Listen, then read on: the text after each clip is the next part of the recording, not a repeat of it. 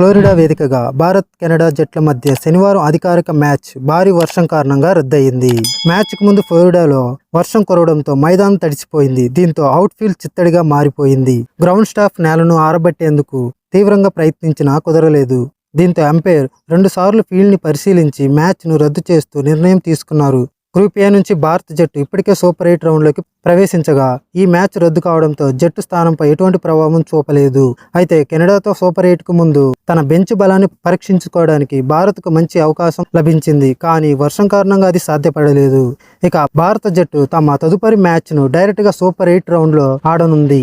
అక్కడ ఆఫ్ఘనిస్తాన్ జట్టుతో టీమిండియా తన తొలి మ్యాచ్ ఆడనుంది. జూన్ 20న బర్బడోస్లోని బిడ్జ్ టౌన్లో మ్యాచ్ జరగనుంది. అంటే మరో 5 రోజుల్లో టీమిండియా ఆటగాళ్లు మైదానంలోకి దిగనున్నారు.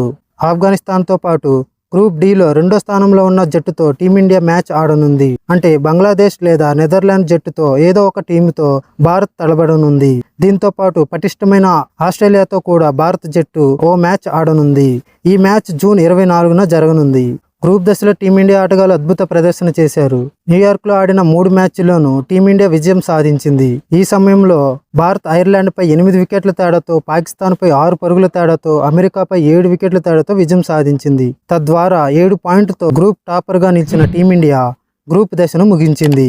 గ్రూప్ దశ తర్వాత సూపర్ 8లో టీమిండియాకు తమ విజయ పరంపరను కొనసాగిస్తుందని భారత జట్టు అభిమానులు ఆశిస్తున్నారు.